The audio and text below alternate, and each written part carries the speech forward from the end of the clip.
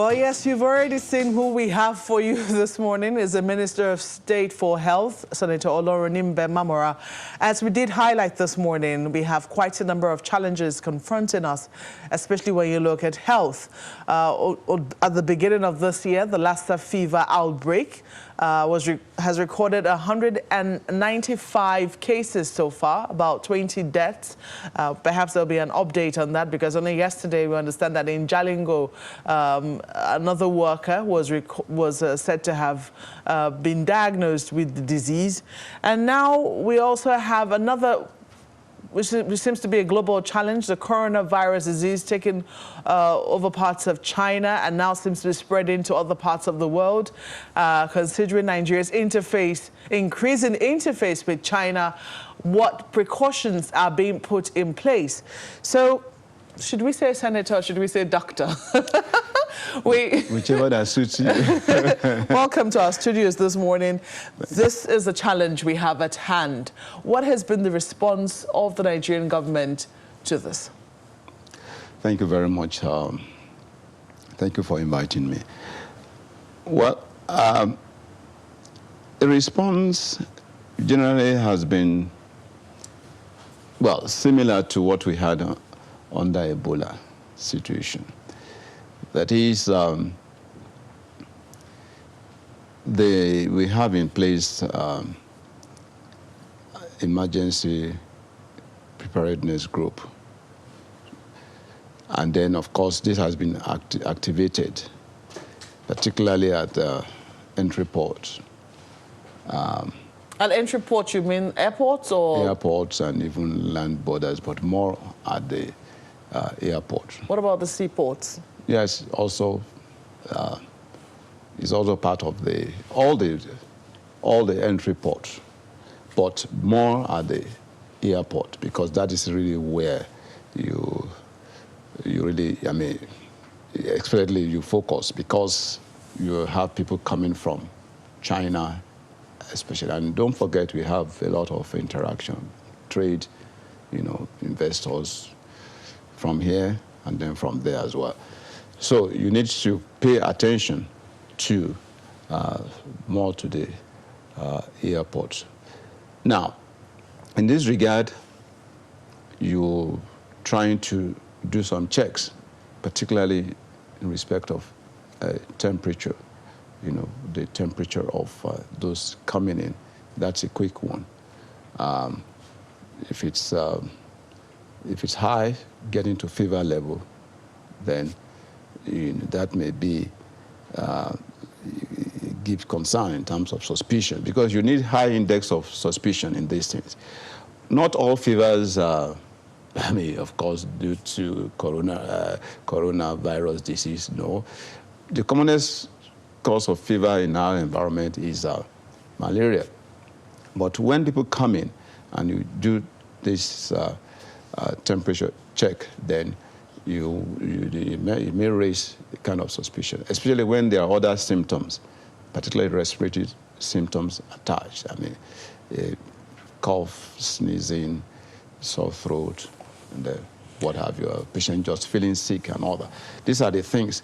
But don't forget again, you may not be able to establish immediately, because you also have incubation period. In fact, yeah. So we just learned yesterday that the disease spreads even in its incubation period. That is the danger. Yes, that is the danger, and the fever may not even show. Yes. Then, but that's why I said you need high index of suspicion.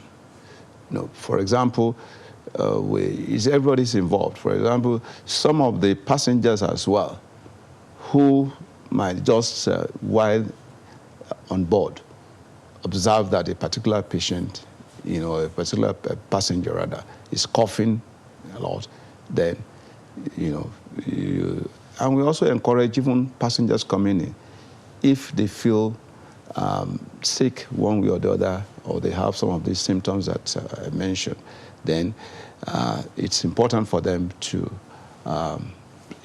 get themselves up so that they can be followed up. appropriately. Well, Minister, you did say that the measures we're putting in place is the same preparations or preparedness we had when we had the Ebola virus disease. But some will argue that it would seem that the level of awareness is not quite as high. So during the Ebola virus, people were put on notice. Not just that, people were also advised to wash their hands. All of a sudden, we saw that in many public facilities, there were sanitizers being put around, emergency wash points being put around as well. Have we gotten to that level, or we're waiting till we get there? That's exactly why I said, the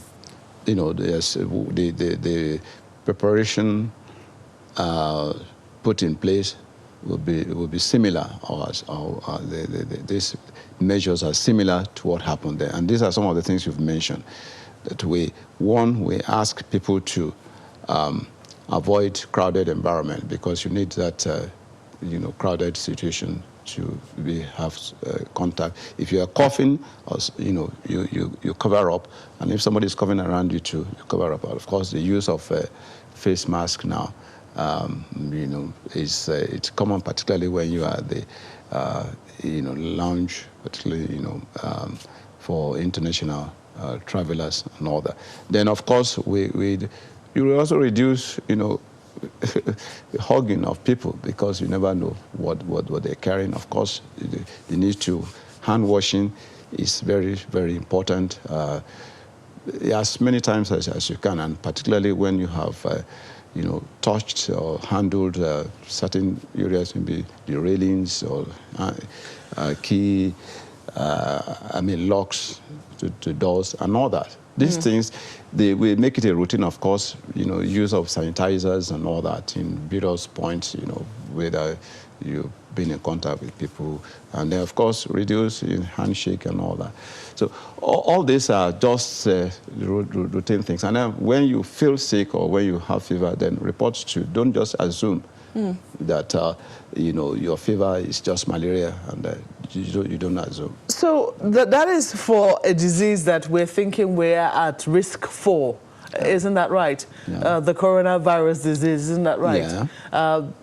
It hasn't landed Nigeria, has it? Well, at least so far, no case has been established either in Nigeria or even within the Africa region so far. The cases, Asian countries, then some European countries and all that, so far. But again, don't forget, again, the WHO, the World Health Organization, is monitoring this development all over, and the WHO is yet to declare coronavirus disease as a public health emergency. Not yet, because I'm sure that World Health Body does not want to create undue panic in the system. Well, we'll take a break at this point. The question will be, when we come back, assuming we do record a case here in Nigeria, do we have a facility to help look after that particular matter? In just a moment, please stay with us. While warnings have been ongoing about the seriousness of the new coronavirus, even more warnings are emerging from health officials who say even in its incubation period of 1 to 14 days, it is still infectious. They say even without symptoms, a person may not know they have the infection, but is still able to spread it. 33 of 585 environmental samples collected from the Huanan seafood wholesale market were found to contain the nucleic acid of the novel coronavirus. Earlier reports quoted experts as saying that the geographical distribution of the cases indicated a close relationship between the epidemic and the seafood market. In the meantime, cases of the virus have been springing up all over the world.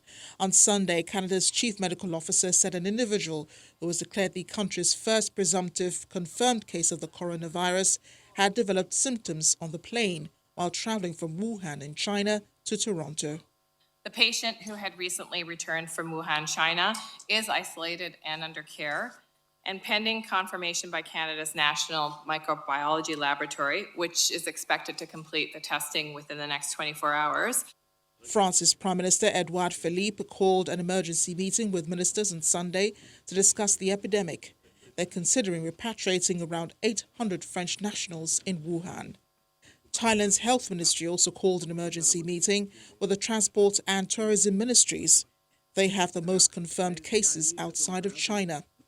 Meanwhile, the World Health Organization says cases of the new coronavirus are likely to continue to rise in China, and it is too soon to evaluate its severity.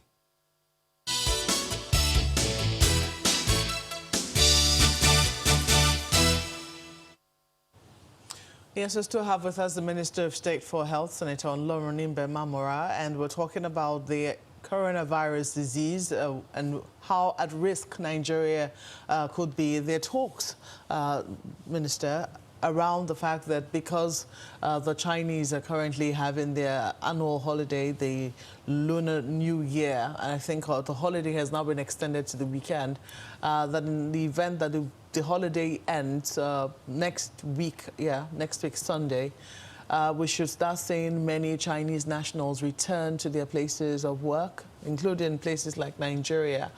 And so there are fears that, this disease could also find its way into Nigeria. Do you share those fears?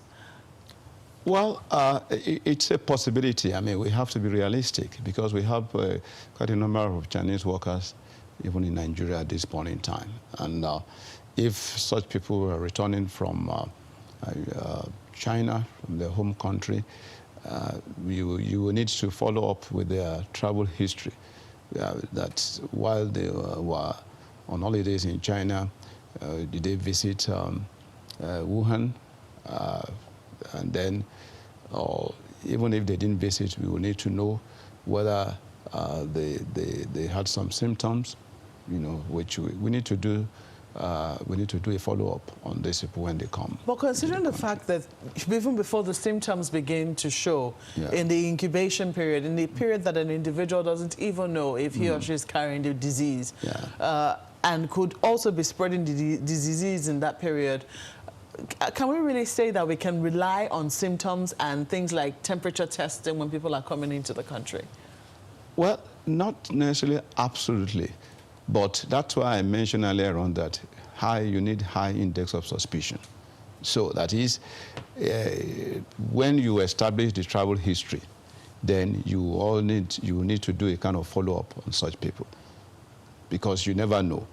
They might just, and you never know when they come down with the disease itself. So that's why this,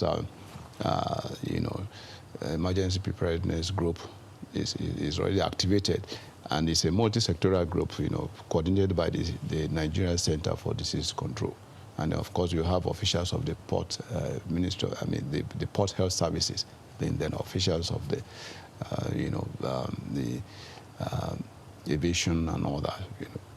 It's a multi-sectoral group. So you want to know what is happening, and you have to, of course, it's being coordinated by the CDC, Nigeria CDC. So these are the measures that we could put in place.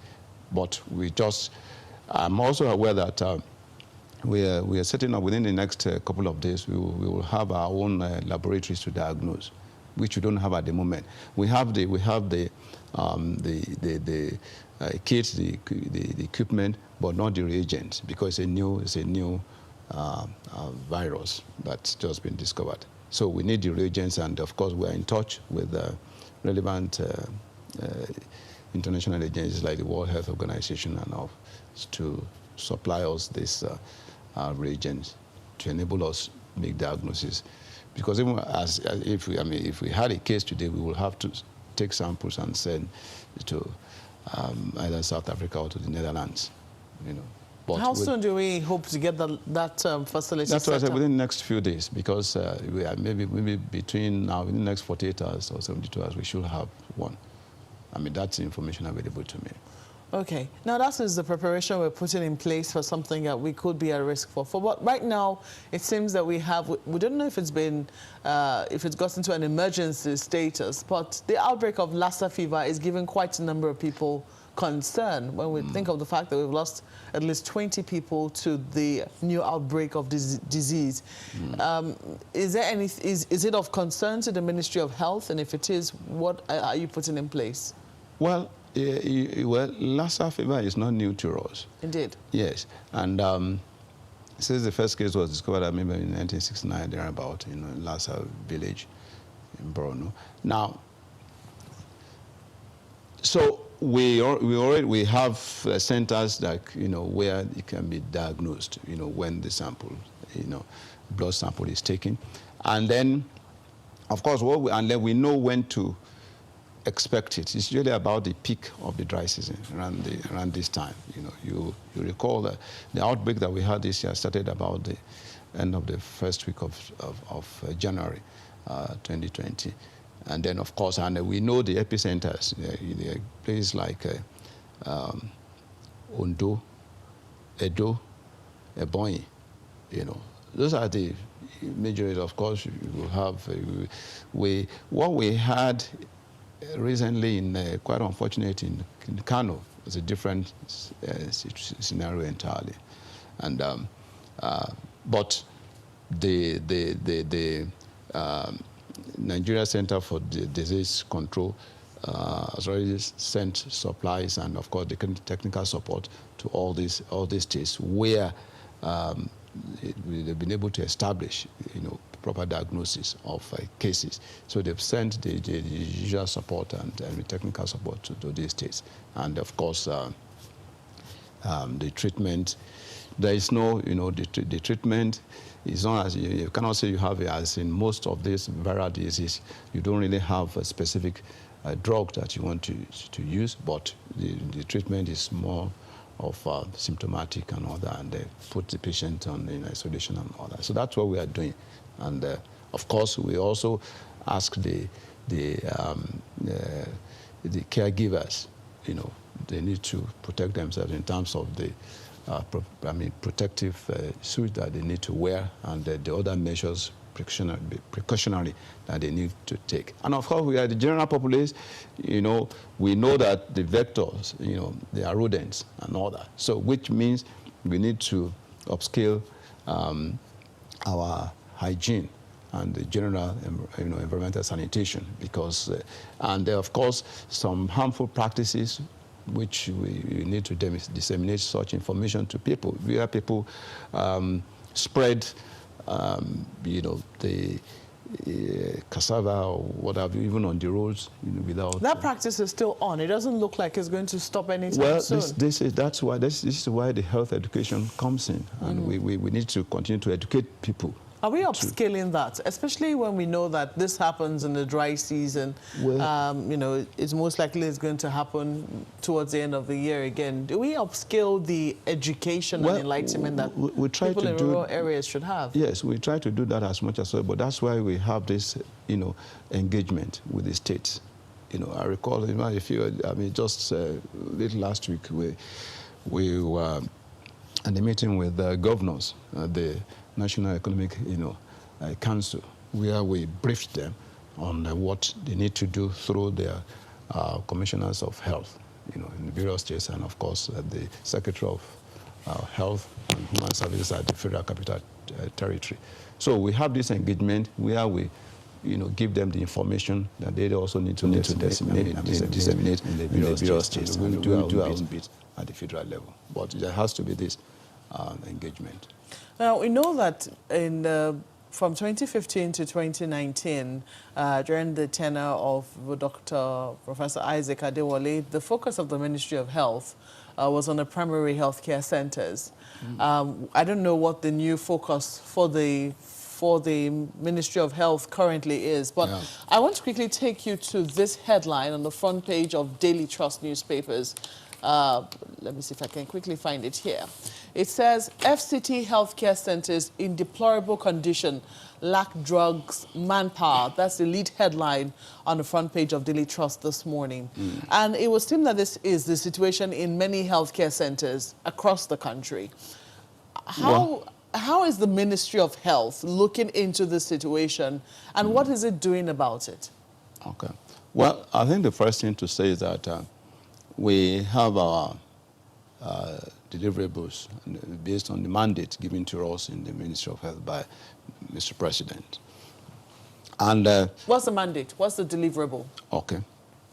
The first thing is the need for us to implement the the universal health insurance scheme, because one of the challenges in the health sector is healthcare financing, and one of the ways to really achieve that is through health insurance scheme. You recall that hitherto it was more or less optional, but now it's been made mandatory so that we can have a large pool of people getting involved. So that is being implemented, of course, in collaboration with the state stakeholders as well. Then number two is for us to implement the Basic Healthcare Provision Fund. You know, in the National Health Act, there's a provision of 1% of the consolidated revenue fund to be deployed to primary health. You see, because primary health is critical. It is, I always say that, you know, when you talk of healthcare delivery, you're talking of a pyramid. And at the base of that pyramid is primary health.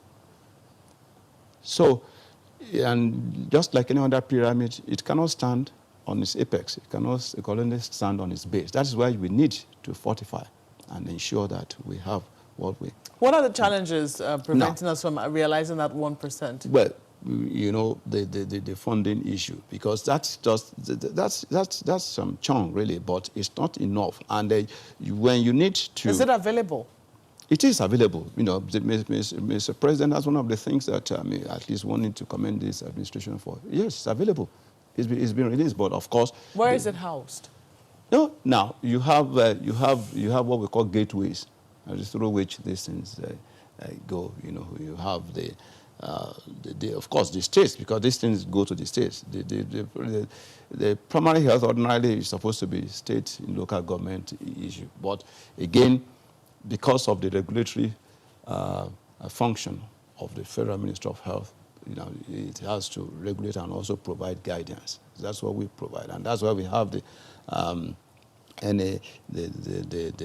National Healthcare Development Agency, which is the agency that has to coordinate these things. Now, it's available, but of course, there is need for the states to do their own bit in order to benefit from this fund. They need to set up their own state primary health agency. They need to I mean, open an account that this is, I mean, will be paid into. Now, again, we need to, I mean, they also need to put in place the primary health care centers that are functional. Functional in the sense, not just in terms of physical structure, although we have a prototype that we recommend to them now. Because the vision of this present administration is to have at least one primary health center functional in each of the political wards. Then there are about 10,000 political wards. And I'll be functional in terms of all the services that we expect to be provided, from nutrition to antenatal care to immunization, and you know, all this. These are the basic things, because these are the things that people will expect to find when they visit a primary health center, and of course, and the personnel as well, and of course, the essential drugs, treatment of malaria and all that. Because these are the basic things that we need to. Now what do we discover? We discover that we have about close to 30,000, but most of which are not in functional states. 30,000 primary healthcare centers? Yes, but they are not. You know, most of them are not. So what we then do in the engagement we have with the state governors and of the members of the National Assembly is to encourage them that they look at the existing ones and see how they can be upgraded, how they can be refurbished, how they can be made functional. These are the things we are looking at. And of course, the support services, like you need a good water supply, you need renewable energy, maybe solar energy and all that. Because these are the things you need. And of course, you also need transportation system. Maybe it could even be now. I mean, we have tricycle ambulance. Because what you really need is to transport. Especially, we have very bad figures in maternal mortality, and it's more often times because of delay in decision making or in transporting the patient from a primary health center to a higher center where better services can be provided, particularly where you require operative delivery or operative intervention. These are the things that we are looking at. And of course, we want to upscale our routine immunization, not emergency immunization. Routine immunization, because most of the diseases that we are dealing with, be it tetanus, be it whooping cough, be it measles, tuberculosis, polio, these are vaccine preventable. And if we do our routine immunization the way we should do them, then we'll have better results. And then we'll reduce the infant and the child mortality, that is particularly the mortality of under 5s. And of course, malaria, which is very common, you should have, it should be. So if I'm going to repeat after you what the deliverables are, one is universal health coverage, in the insurance coverage, right? Yes. Then the second is the primary health care centers. Then the third one is we are recruiting not less than 50,000 community health extension workers who are critical in getting the primary health care work. 50,000? Yes, not less than that. Community health extension workers. Okay. We need them. 4, we're also looking at revamping the teaching hospitals because, the number of our teaching hospitals, is more, if not most of them, are not in this state that they should be as teaching hospitals because they are referral. They're supposed to be referral centers. And we know that why the primary health thing is very important is if we're able to get it right at that level, we'll reduce the burden on secondary and tertiary institutions. Because a lot of places that present, even at the teaching hospital, which is the tertiary centers, have no business being there because they ordinarily could have been managed at the primary health center if the primary health centers are functional. So that's the fifth thing. Then, of course, we are also looking at collaborating with investors to have specialty hospitals built in Abuja, in some cities or wherever. Minister, you have about 4 years to do all of this. The clock is already ticking. Which one of them do you think you'll be really successful on? Well, we are focusing, like I said earlier on the primary health. It's critical. Okay, good. Because a lot of things that we are looking at exiting the group. I mean, there are 3 countries in the world now that are still battling with polio. And we have been doing, in the last 3 years, we've not had a single case. And we are looking at exiting that group within the next few months, by June latest, because the machinery is in place. I want you to quickly speak to brain drain, which is another problem in the sector. Constantly and consistently, a lot of our medical professionals are leaving the country for better working conditions abroad. We even have a concerted effort by countries around the world that need these people coming to conduct exams for them right here, even in the Federal Capital Territory, and taking out medical personnel abroad. Is it something that is of concern to the federal government? Definitely, it is a concern. And that is why I talked of revamping the teaching hospitals, which are tertiary centers. You see, the teaching hospitals, the federal medical centers, these are tertiary centers, these are referral centers. And one thing that will interest you, I believe, you recall that just recently, there was this feat of separating Siamese twins at the National Hospital. Yes, National Hospital. That tells you that we have the ability, we have the personnel. But we only need to get better in terms of the environment, the equipment, the facilities, and of course the other issues, in terms of remunerations and all that. These are the other things that we need to bring on board. And if we're able to do that, of course, we will be. You see, when people talk of this, when they talk about this medical tourism, medical tourism, you cannot stop it. Absolutely. Because it's just a function. Even in America today, we still have people living in America going to Greece, going to Canada. It's a matter of, believing that there is something that you can get somewhere, which probably you're not getting in your immediate environment. We were also... But we can reduce it. Yes, that's the thing. We can reduce it. Don't forget, we were also beneficiaries. In the 60s, in the 50s, when people were coming from Saudi, we had that, the royal family, from the Saudi, were coming to take treatment at UCH. So people want to be in hospital and think that they are in a 5-star hotel. These are some of the other things. And some of the things that affect us, they are not necessarily within the medical sector. That's why this collaboration with even outside of medical or the health sector is for water supply, electricity supply, you know, good ambience and all that. This I think we need to put in place. Just quickly, I want you to speak to Nigerians. We have about a minute to go on, you know, the preparedness. Those who are feeling panicked and alarmed at these diseases that could come in. They're not here yet. And also Lassa fever, which is overtaking parts of the country. Well, Lassa fever, all that needs to be done has already been done in terms of support for the states, especially where we have established cases. And of course, you need to heighten the health education in terms of hygiene, environmental sanitation and all that. And of course, avoiding, leaving food and leftovers open so that rodents, you know, can have access. These are some of the things that we need to take care and ensure that when we preserve in proper place. And of course, harmful practices, like I mentioned, spreading, you know, in course of preparation of... Senator, I've been told our 1 minute is up. And we really have to go now, but we have to thank you for coming on Sunrise Daily this morning. We sincerely hope that, you know, the Ministry of Health is on top of the situation, because, of course, health is wealth. Senator Mamora is the Minister of State for Health. Thank you for coming on Sunrise Today this morning. Thank you very much for inviting me. We'll come back and take your comments and feedback in a moment. Please stay with us.